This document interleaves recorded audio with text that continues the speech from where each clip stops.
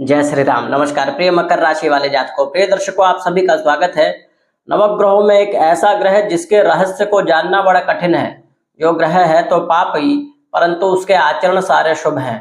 हम बात कर रहे हैं केतु की। मकर राशि के जीवन में बहुत बड़े बदलाव यह केतु दे सकता है, क्योंकि 29 मार्च 2026 से केतु परम शक्तिशाली हो जाएगा, अपने रौद्र रूप में आ जाएगा। प्रिय दर्शकों, पाप ग्रह जब बहुत बलशाली होते हैं तो व्यक्ति को रंग से राजा बनाने की क्षमता रखते हैं, और ऐसा ग्रह, पाप ग्रह जब बलवान होते हैं तो आकस्मिक बदलाव कर देते हैं। मतलब व्यक्ति को पता भी नहीं चलता और उसके जीवन में एकदम से बदलाव हो गया। आपने देखे होंगे बहुत से लोग अपने जीवन में जो निम्न स्तर पर थे, परंतु कुछ ही वर्षों में उनका बहुत अच्छा विकास हो गया। यह करवाते हैं पाप ग्रह, विशेष रूप से शनि, राहु, केतु। प्रिय दर्शकों, केतु मघा नक्षत्र में प्रवेश करेंगे। यहाँ से मकर राशि के लिए यह बहुत लाभकारी है। आपकी राशि से यदि देखें तो अष्टम भाव में केतु बलवान हो रहे हैं। क्या क्या आपको लाभ मिलेंगे एवं क्या क्या सावधानी आपको रखनी चाहिए, पूरी तरह बताएंगे, एकदम ज्योतिषीय तथ्यों पर आधारित। प्रिय दर्शकों, आप हमारे साथ अंत तक बने रहेंगे, बहुत सारी चीजें आपको एकदम क्लियर हो जाएंगी। मकर राशि के अनुसार अष्टमस्थ मतलब 8वें भाव में केतु बहुत सारे अच्छे लाभ देंगे। सबसे पहला लाभ जान लीजिए, जब केतु सबसे ज्यादा बलवान हो जा रहे हैं तो यह आपके अंदर आभासीय शक्ति देंगे। आभासीय शक्ति का मतलब आपने एक कॉमन बोलचाल की भाषा में सुना होगा, सिक्स्थ सेंस, मतलब छठी इंद्रियों को जागृत कर देते हैं अष्टम भाव के केतु। इससे फायदा क्या होता है? फायदा यह होता है कि व्यक्ति आने वाले संभावित खतरों से स्वयं को बचा लेता है। मतलब उसकी जो प्लानिंग होती है, आप अपने जीवन में जो प्लानिंग करेंगे वो एकदम सटीक करेंगे और आने वाले समय में आपकी रणनीति बहुत अच्छी होगी। प्रिय दर्शकों, अष्टम भावस्थ बलवान केतु आकस्मिक लाभ के कारक है। मतलब एकदम से जीवन में लाभ हो जाए।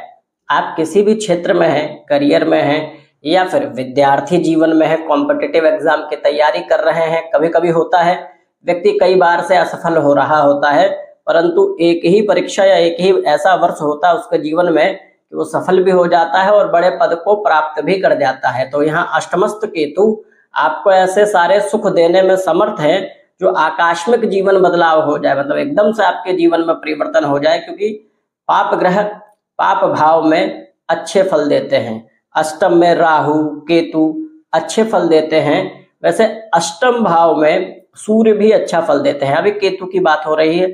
यहाँ से देखिए, आपके जीवन में सबसे अच्छा बदलाव केतु जो देंगे, शोध का यदि कोई विद्यार्थी हो, रिसर्च क्षेत्र में कोई विद्यार्थी हो, उसके लिए यह बहुत अच्छा योग है। व्यापारी वर्ग के लिए बहुत बढ़िया है, जो बिजनेस कर रहा है उसके लिए। कारण यह है कि व्यापारी का जीवन में जोखिम लेने की प्रवृत्ति केतु निर्मित करता है, राहु भी निर्मित करता है, लेकिन अष्टम भाव का केतु ऐसे जोखिम आप ले सकते हैं और उन जोखिमों से लाभ भी कहीं ना कहीं केतु करवाते हैं। अपितु देखने की यह आवश्यकता है कि आपकी दशा कौन सी चल रही है। अच्छी दशा में यदि जोखिम व्यक्ति लेता है और अष्टमस्थ केतु हो तो ऐसे व्यक्ति को बहुत अच्छे लाभ मिलते हैं। ऐसा व्यक्ति निम्न स्तर के जीवन से उठकर और उच्च पद तक प्राप्त केतु करवा देते हैं। प्रिय दर्शकों, अष्टम भावस्थ केतु विद्यार्थियों के लिए भी अच्छे हैं। आपके जीवन में शोध, टेक्निकल क्षेत्र में कोई आप पढ़ाई कर रहे हैं या फिर सरकारी क्षेत्र में जाने का प्रयास कर रहे हैं, उत्तीर्ण नहीं हो पा रहे हैं, तो ये समय आपकी उत्कृष्टता का है और उत्तीर्ण होने का मतलब परीक्षाओं में पास हो जाने की स्थिति बनेगी, क्योंकि अष्टमस्थ केतु व्यक्ति को स्वावलंबी भी बनाता है और आत्म केंद्रित बनाता है। इसका मतलब यह है कि व्यक्ति खुद के बारे में सोचना, खुद का अध्ययन करना, रिसर्च करना, ऐसी चीजों की प्रवृत्ति केतु अष्टम भाव में बैठा हुआ केतु देता है। तो ये बहुत अच्छी चीज है मकर राशि वालों के लिए। कामकाजी जीवन में भी आपका परिवर्तन हो जाए, एकदम से अचानक उत्थान हो जाए, ऐसी स्थिति केतु बनाते हैं। परंतु जब अष्टम भाव में केतु होंगे तो हमने बोला सिक्स्थ सेंस, मतलब छठी इंद्री जागृत होती है, आभासीय शक्ति बहुत बलवान हो जाएगी यहाँ से 29 मार्च से। लेकिन ध्यान आपको देना है अपनी वाणी पे, क्योंकि द्वितीय भाव में राहु है। जब अष्टम में केतु रहेंगे तो द्वितीय भावस्थ राहु रहेंगे। वाणी पे ध्यान देना है, मतलब कहीं भी बातचीत करें तो बड़ा सोच समझ कर बातचीत करें।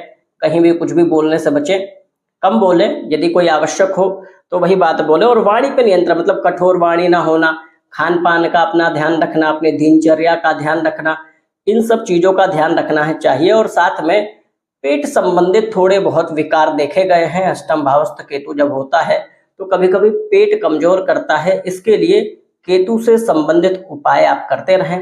केतु का उपाय क्या है? प्रिय दर्शकों, केतु का सबसे अच्छा उपाय है ध्वजा का दान देना। मंदिर पे ध्वजा दान दें। केतु के बीज मंत्र का जप आप करते रहें। काली वस्तुओं, भूरी वस्तुओं का दान करें। श्वान की सेवा भी केतु के फलों में वृद्धि करती है। श्वान की सेवा मतलब कुत्ते, डॉगी की सेवा आप करते हैं, भोज्य पदार्थ इत्यादि खिला देते हैं, विशेष रूप से काले श्वान की, काले कुत्ते की, तो बहुत अच्छा लाभ मिलेगा। भैरव भगवान के शरण में रहना, उनकी पूजा अर्चना करना आपके लिए विशेष लाभकारी रहेगी। प्रिय दर्शकों, मकर राशि के जातकों, ये जान लीजिए कि यहाँ बैठे केतु आपको सब कुछ प्राप्त करवा सकते हैं, अभी तो आपकी जन्म कुंडली में दशा अच्छी चल रही हो, अन्य ग्रह अच्छे हों।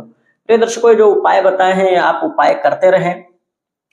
ज्योतिष संबंधित कोई आपको जानकारी लेनी है, अपने कुंडली का अध्ययन विस्तृत रूप से विस्तार से करवाना है, तो दिए गए नंबर पे आप संपर्क कर सकते हैं। सशुल्क सेवा है। प्रिय दर्शकों, यह हमारा ज्योतिष आध्यात्मिक चैनल है। आप हमारे चैनल को सब्सक्राइब करें। वीडियो अच्छी लगती हो तो लाइक करें एवं शेयर करें। अभी के लिए धन्यवाद।